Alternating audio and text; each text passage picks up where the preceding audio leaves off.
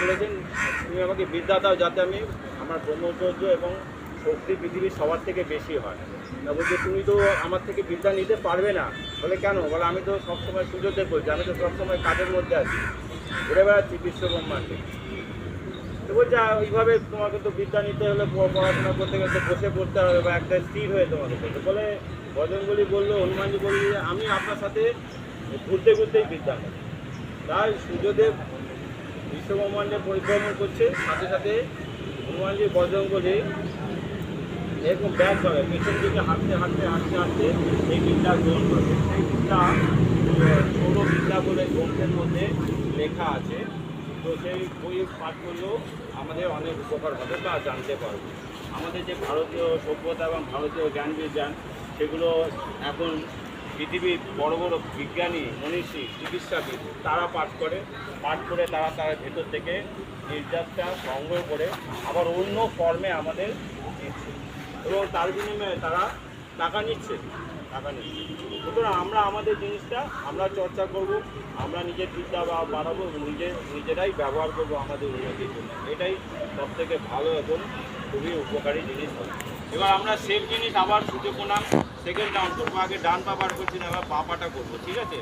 সাথে মন্ত্রের সাথে কিছু আমি মন্ত্রটা বলবো, আপনারা করতে থাকবেন। প্রথমে হাতের উপরে ওম শিবায় নমঃ, আমার সাথে সাথে বলবো। এবার হাতটা সামনে রেখে ওর অর্কার নাম ওম সূর্যায় নমঃ করো। এবার হাতটা নামান আস্তে আস্তে ওম সূর্যায় নমঃ। এবার অশ্ব সঞ্চালন, পা পাটা পেছন দিকে নেবেন, হাত দুটো সামনে নিয়ে পা পাটা ওম ভানবে নমঃ। এবার দুটো পা একসাথে ওম খগায় নমঃ। এবার অষ্টাঙ্গ প্রণাম, হাঁটু কোমর বুক চিবুক লাগান ওম ভূষণে নমঃ। পুরো সুইজন সাষ্টাঙ্গ প্রণাম যেরকম হয় সাষ্টাঙ্গ প্রণাম। মোদিজি এখানে এসছেন যখন 4 তারিখ এবং 9 তারিখে আমাদের পশ্চিমবঙ্গ সরকার গঠিত হলো, তখন কিন্তু সাষ্টাঙ্গ প্রণাম করেছেন, যেটা বাংলার মাটিকে প্রণাম করেছেন, বাঙালিকে করেছে, ঠিক আছে? মোদিজি নিজে কেন করেছেন? কারণ এখান থেকে বড় বড় মহাপুরুষ রাজা রামমোহন রায়, বিদ্যাসাগর, বিবেকানন্দ বাংলার মাটি থেকে বেরিয়েছে। আর এই একটা হিল ছুড়লে দক্ষিণেশ্বরে গিয়ে পড়বে রামচন্দ্র পরমহংসদেব এখানেই। সুতরাং আমাদের আর্থিক জন্য জৈবিক উন্নতি এখানেই সম্ভব। এবার আস্তে আস্তে ভুজঙ্গাসন মানে সাপের মতো ওম হিরণ্যগর্ভায় নমঃ। যারা পারবেন না হাতটা অর্ধভুজঙ্গ করতে পারে, ঠিক আছে? হাতটা একটু বেঁকিয়ে রাখতে পারে। হ্যাঁ, এবার আস্তে আস্তে ভুজঙ্গাসন করে আবার গোলাসন, পর্বতাসন ওম মরিচায় নমঃ বলুন, আমার সাথে সাথে বলুন। হ্যাঁ, এবার পা আস্তে আস্তে ওম আদিত্যায় নমঃ মুখে বলুন, আদিত্যায় নমঃ। পা দুটো জোড়া ওম সবিত্রে নমঃ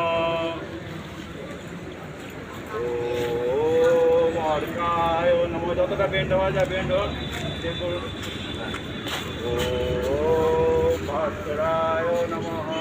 এবার হাতের পজিশন আসুন, ভেরি গুড। হাত দুটো পাশে রাখুন।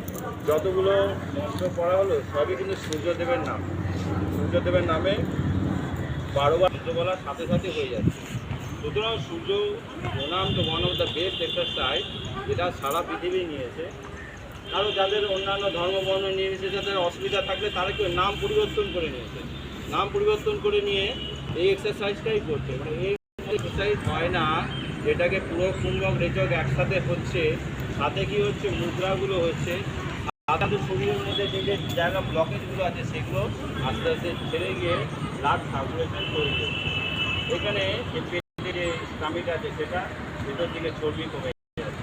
এবার এটা দেখবেন অনেকে যারা আঁকড়া হয়, হ্যাঁ আঁকড়া যারা কুস্তিগির আছে, যারা অলিম্পিক মেডেল, তারা কিন্তু সারাদিনে বহুবার করতে পারে, 100 বার 200 বার এইটাই করতে চাইবে।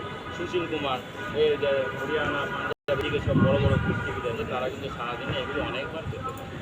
এবার আমরা সূর্য প্রণাম হয়ে গেছে, বাঁ দিকে লেফট সাইড টার্ন নেবো, এরকম এই লেফট সাইড টার্ন।